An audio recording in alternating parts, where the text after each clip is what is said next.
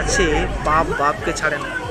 ভিডিওটি দেখে নেন কি অবস্থা, যে মানুষটা আজকের মানে তার 2 কিলোমিটার দূরে তার কাছাকাছি কেউ যেতে পারে না, সেই মানুষটা আজকে ডিম ডিম ছুঁড়ে মারছে, জুতো ছুঁড়ে মারছে। কি অবস্থা ভাবা যায়? এমন দিনটা দেখতে হবে।